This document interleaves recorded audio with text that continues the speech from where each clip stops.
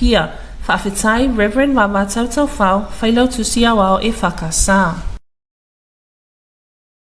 Auni malosi, tautua wha maoni, Billy my cherry, pala au mai loa telefoni, Triple S elefoi.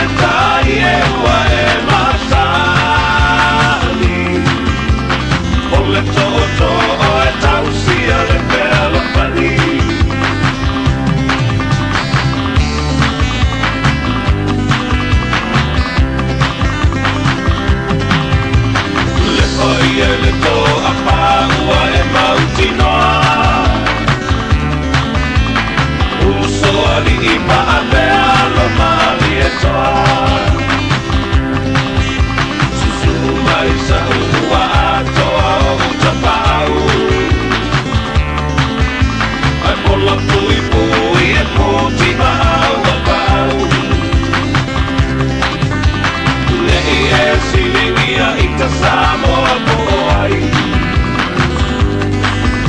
O talana o le lalulangi e te sila pia. Ai nai le tai e ua e masani. O le toto o e tausia le pea la pani.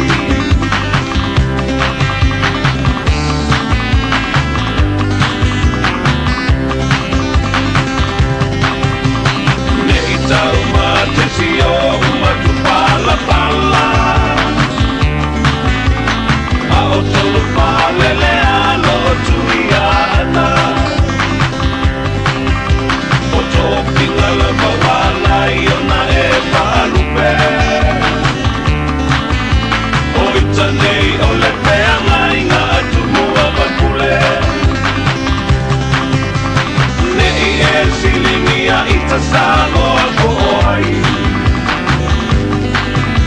O talana o le lalulangi e te sino ki. Ai nai le tai e ua e masani. O le toto o e tabusia le pea la pani.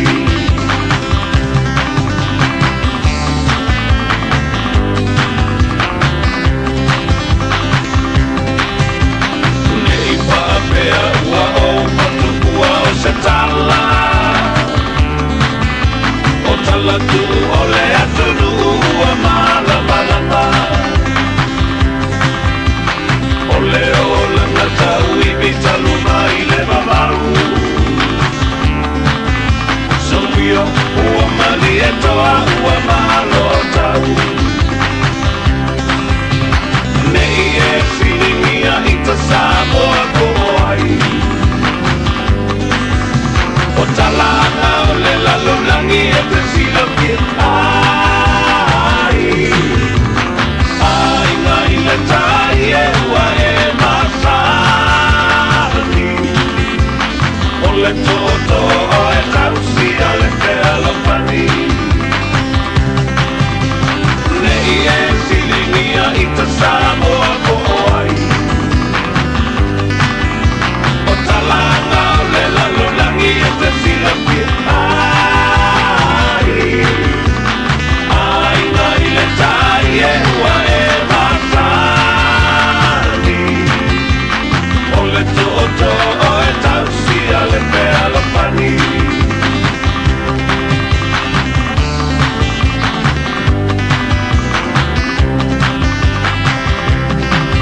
Cerimonia tatou programe nei o toe valu nei minuti on tale le tula e fitu. Tasino fafianga mai le sunga ia Felisi Mikaele. Tasi foi o alo tau ora tunu le tale le musika. Ia o le sunga ia Felisi Mikaele. Peia e suma le afianga o fale ui manono. Awa sa e le aitema a fale ui manono. Sa fati noina e le pese sa usuina e Felisi Mikaele. Ia o se mitimutanga foina i le motu I manono. Ia o no lato tamfana ia o tu mati el netale no pes. Ia mo le atu ile fa malo.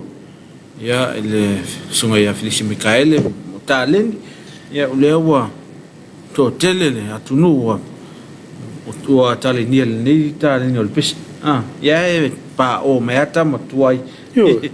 Ia Iwa pe mo le sunga ia misiru ki sua le sa. Ile pese le sa momo. Ia. Ile o tamari o la tunua. Levo la tu faia nei taleni.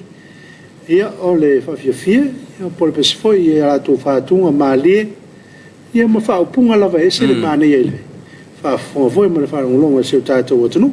Ia nasa mai mo mai foi le tato tunu se ta so fa silanga mai le tomanga. Le kalesia. Yo faz sucessio. Yo pero se no finger ring. Ja. Ja, foi eu nai ele to mai malelo. Ja. Na wa la tu fasalong por faz silanga le me se nai le tu sia palai me pena. Yo, taimi nei ya tātou o le ala no mo tau. Ya ia nga va. Yo. Fa nga mai apa lai me la vai. I turanga wa umon fa ta tiatu. Yo. Ele tau dia tau ve la finga lu nga ele nga ele tau dia ni wo ngal bang. Yo. Mol tanga tau nai sa ili ngal. Ta tala sa ili ngal bang. Ya.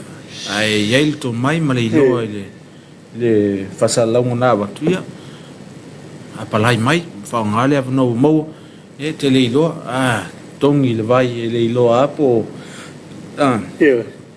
ya au te manatu o lewa tatu tau no mai foi si u el tatu pokalam ona man ful tatu taimi ono tatu pokalam fa wa le Afiafi e tatu pokalam na nei ya tal fitu ya tatu Samoa tau longo ya so to ai mal tatu news mai Australia ya ona afal valu i o tātou vai li latu ponpon.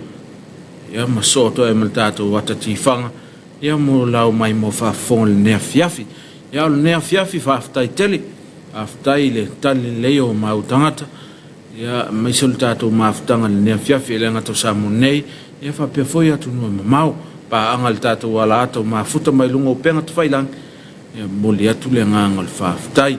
Aftai foi na ya tatu pa anga lei o lo lango ina nei po kalame pe ona yele tanga luengo pisinisi ala manuia maleipa ia fa pe foi company le SOS ia maltau tua le to ina pensioni malo lo papas instant cook yo pa anga lei al tatu ala ata yo mfai ona wintu sa otoi ia tatu fa salongo ne Afiafi ia mo ne Afiafi manu teleila pe au manga luengo le o la fasanga ia le atunu na tolo anga mai ngaluanga le Afiafi ia manuia fenga i ngaluanga na to foi la anga i mota malau ia fai le mu lo sa tatu titau nu uma malsang le mu i mota malau la fatali mai nei o tatu ai tatu to filo ila so fo taiao le lo fo malanga le tua ja dis foi lo vam na twino la to was fanau le so ja fa manuia o to was fanau dis foi o mo fa no malanga le milim leoti